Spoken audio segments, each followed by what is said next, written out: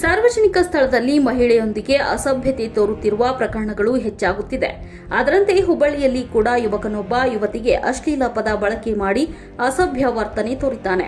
ಹುಬ್ಬಳ್ಳಿಯ ಕೃತಿಕಾ ಎಂಬ ಯುವತಿ ಎಂದಿನಂತೆ ಕೆಲಸ ಮುಗಿಸಿ ಮನೆಗೆ ಕಾರಿನಲ್ಲಿ ತೆರಳುತ್ತಿದ್ದಾಗ ಬೈರಿದೇವರಕೊಪ್ಪದ ಸನಾ ಕಾಲೇಜು ಬಳಿಯಲ್ಲಿ ಸ್ಕೂಟಿಯಲ್ಲಿ ಬರುತ್ತಿದ್ದ ಯುವಕನೊಬ್ಬ ಕಾರನ್ನ ಓವರ್ಟೇಕ್ ಮಾಡಿ ವಾಹನದಲ್ಲಿದ್ದ ಯುವತಿಗೆ ಚುಡಾಯಿಸಿದ್ದಾನೆ.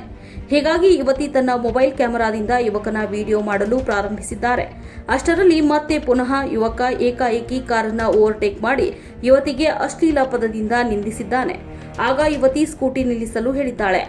ಅಷ್ಟಾಗಿಯೂ ಕೂಡ ಯುವಕ ಯುವತಿಗೆ ಮುಂದೆ ಕಮಿಷನರ್ ಆಫೀಸ್ ಇದೆ, ಅಲ್ಲಿಗೆ ಬಾ ಅಂತ ಸ್ಕೂಟಿ ನಿಲ್ಲಿಸದೆ ಹೋಗಿದ್ದಾನೆ. ಇದೀಗ ಯುವತಿಯ ಜೊತೆಗೆ ಅಸಭ್ಯ ವರ್ತನೆ ತೋರಿದ ಯುವಕನ ವಿಡಿಯೋ ಸಾಮಾಜಿಕ ಜಾಲತಾಣದಲ್ಲಿ ವೈರಲ್ ಆಗಿದ್ದು, ಯುವಕನ ಎಡವಟ್ಟಿಗೆ ಸಾಕಷ್ಟು ಟೀಕೆಗಳು ವ್ಯಕ್ತವಾಗ್ತಿವೆ.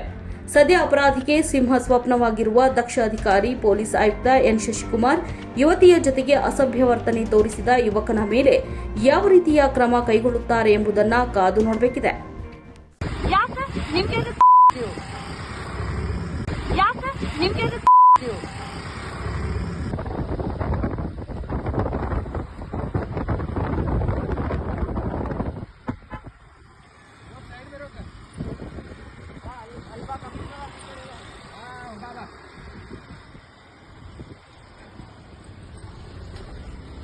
ನೀವು ನೋಡ್ತಿದ್ದೀರಾ, ಇದು ನ್ಯೂಸ್ 88 ಕನ್ನಡ, ಸುದ್ದಿಯ ಜೊತೆ ಸದಾ ನಿಮ್ಮೊಂದಿಗೆ.